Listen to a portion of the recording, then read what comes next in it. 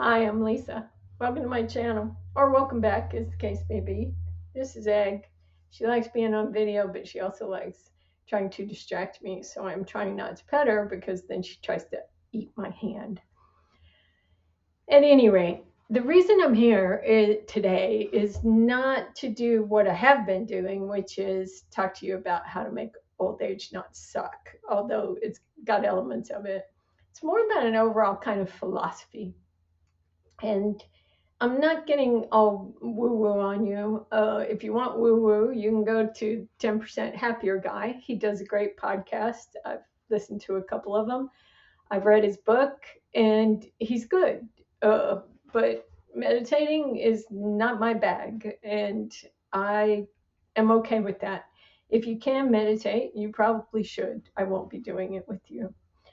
I get my peace of mind from making things, which I talk about in the second of those aforementioned videos. And one of the reasons I'm talking about what I'll be discussing today is because I'm not just getting older, we're all getting older and we're going to die. And that dirt nap is probably closer than my birth. And that's okay with me. But one of the things I've recently realized is that life is not a competition and I don't have to win. And that is not how I felt throughout most of my life. I had to be the best. I went back to college at 35 years old because I was a late bloomer. And I finished in 3.5 years and I finished Summa, graduated with honors. 27 years on, does that matter to me? Mentally, yes. Does it affect my overall life? Not nearly as much as I thought it would at this point.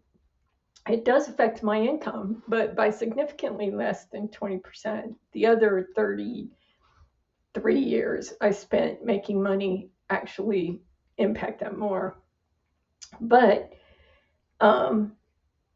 what it did do was teach me that I was confident, that I was able, that I could take the communications and writing process that I was learning in university and take it to the outside world. And I made over six figures a couple of times. Um, Not going to necessarily say I enjoyed that. That was a lot of stress in one place. But overall, that drive to excel kicked in after I actually got out of the Air Force, which was at age 23. But those 4 years between 19 and 23 impact my life right now much more than any of the other years before or since. And the reason is because I blew my knee out while I was in the military and they fixed it badly. And they are still, not still, they are paying for my health care completely at this point because they buggered it up that long ago. I barely got out of the military with an honorable discharge. I made it through at the time. I made it to non-commissioned officer status before my 4 years was up. And I got out and said, thank you very much. I quit. I'm done. And then 30 years later, a long time after that, I found out that I could apply for health care through the VA. And I did. And they've been paying for it ever since. And I am utterly grateful for it. This country takes care of their own. I was there working for my country for 4 years, and I am still reaping the benefits of that. I'm grateful to that kid for surviving those 4 years. I'm interested in it right now, and it's coming up right now because I didn't do my best in the military. I was not good with authority. I know you're shocked. And I barely made it through those 4 years, honestly. And this is a truth you probably should not tell people, but my drive to excel didn't kick in until long after the military. And then I explored it to its utmost. But here's the other part of that. That finish line that we talk about isn't death, it's retirement.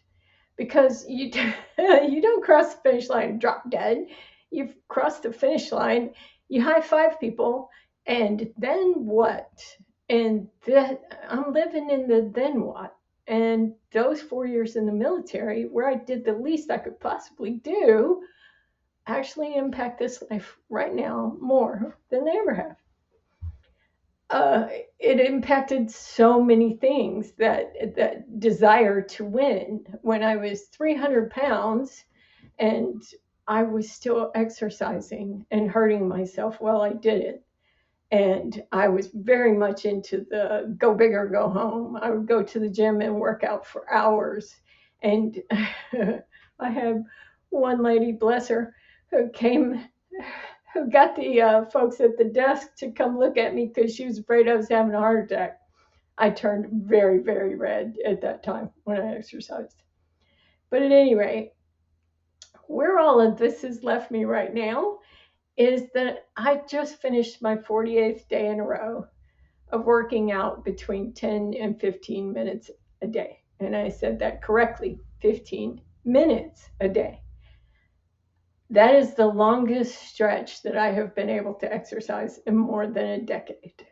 And part of that is because my joints are just busted all to hell between the military, being heavy, all of that all or nothing crap that I went through all of those years.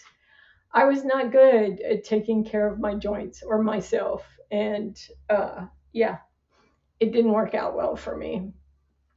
But here I am. And again, at 64, I ain't going to the gym. Who leaves the gym in 12 minutes? I do, or I would if I went back to the gym. But because I didn't, I was injured all the time. If I wasn't injured, I was exhausted or in pain. So what I did was I changed my definition of winning to continuing instead of actually winning. And doing the least I can do to achieve the results I'm trying to achieve, which is to remain healthy longer. When I'm done, I don't have to shower. I don't smell funny. I don't have to be picking my drawers out of my butt crack from sweat and from all the effort. I just go on to the next thing, whatever it is that I'm working on that day. And again, 48 days later, my butt is beginning to crawl back up my legs toward my back, and I feel better. It didn't happen quickly. And man, I really wish I could say that my joints don't hurt anymore, but that would be a lie. But they hurt like stink before I started, and they don't hurt any worse now. Part of that is because I swap back and forth. I love the elliptical, but I can't do it every day. If I do, everything starts breaking down, particularly my knees. So I do exercise every other day, elliptical every other day. And you can check my exercise list for wrinklies to find out the exercises that I'm doing every other day. See, I didn't want to do chair exercises, but I had to because the meds I'm on leave me with vertigo all the time. And anytime I'm on my feet and my ass is higher than my head, I'm in danger of falling over like a drunken squirrel. So I don't do that anymore. I do chair exercises. And those exercises work my whole body without making me fall down, and they work for me. And I love them. I really do enjoy it. But I still stop between 10 and 15 minutes every single time because I'm doing the least I can possibly do in order to get the best possible result. And I changed that definition to continuing being what it means to win. I'll link that exercise list at the end of the video, or not, yeah, I'll link the exercise list at the end. I'll link one of my videos at the end. But you can also look up the Pareto principle. I can't do all your research for you, but think about it. Just do the least that you can to get the most possible result and see if you can't keep going longer. That's what I'm trying to do.